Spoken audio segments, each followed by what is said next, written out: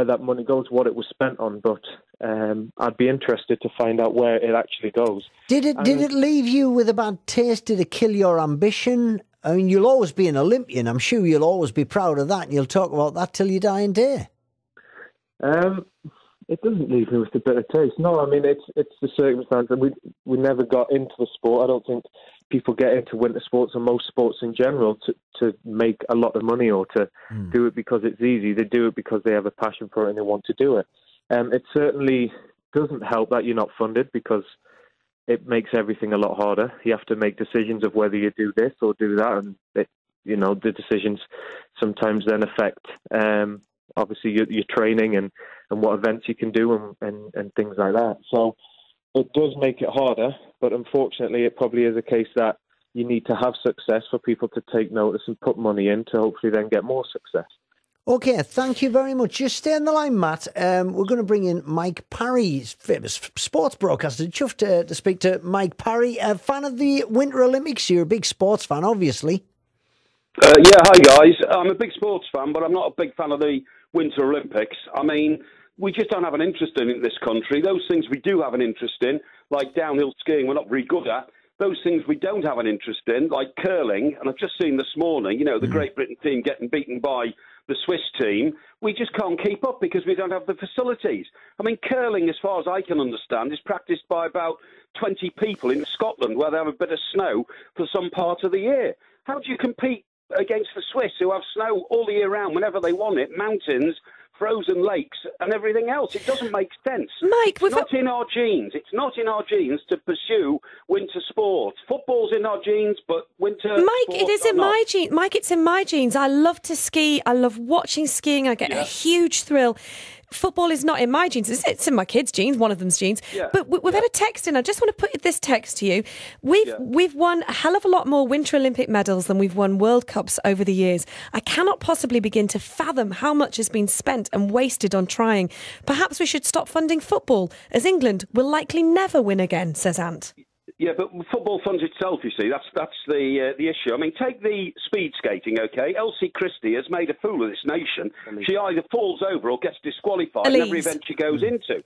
And well, no, she was the world champion. Sorry, Mike, just to be fair, she was a world champion. Though. Not at the Olympics she wasn't. At the Winter Olympics, she's failed consistently and never been able to do it. And yet even that hasn't stopped the funders, and it's public money, it's state-funded money, from saying, don't worry, we're not withdrawing any funding from speed skating. We still think that one of these days it'll come good.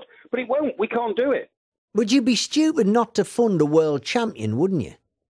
No, not really, because it's the Winter Olympics, and that's a special sort of competition. We're not funding her into the World Championships. We're funding her as part of the team in the Winter Olympics, and let's face it, we are absolutely hopeless.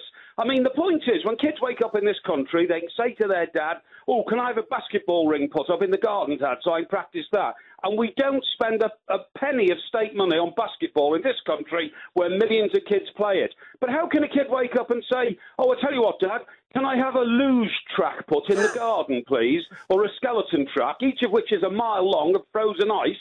We don't have the facility in this country to do it. Let's see if we've still got our Olympian listening. Matt in North Shields, what would you say to that? I think it's quite a ridiculous attitude, and one that Britain shouldn't have, where just because we're not the best in the world at something, we should not try to be the best in the world. No, I'm not saying that. Look, I'm not saying that, mate. What I'm saying is, we should go in for skiing. We should go in for ice skating because we're very good at it. Torval and Dean, John Curry, Robin Cousins, they're very, very good. Why don't we put all our funding in that? And that's because we've got lots of ice rinks in this country, so people can practice all the time. But we don't have skiing facilities.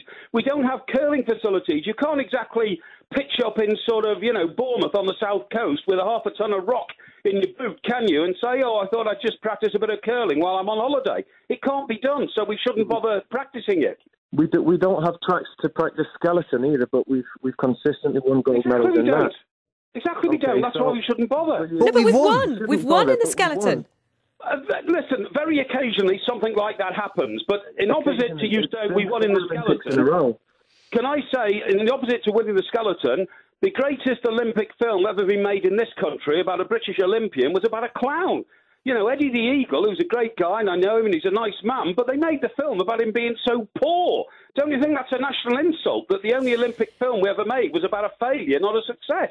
Yeah, but Mike, the point that Matt's just made there is that it isn't just a one-off in the skeleton. You know, it hasn't. We haven't just won once. Matt, are you still there? Yes. Yeah, that is fine. But what I'm saying is, compared to the £28 million we put into funding winter sports, Winter Olympic practice, we get a very, very poor return.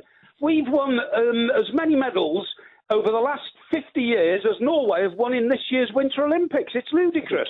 £28 million in 4 years. You don't take someone from being an absolute amateur sport to Olympic champion in 4 years.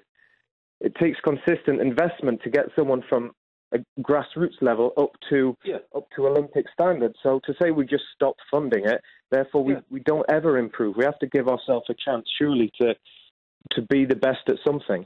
No, because when we get up to Olympic standards, we get up to a standard where you can qualify for the Olympics, but nowhere beyond.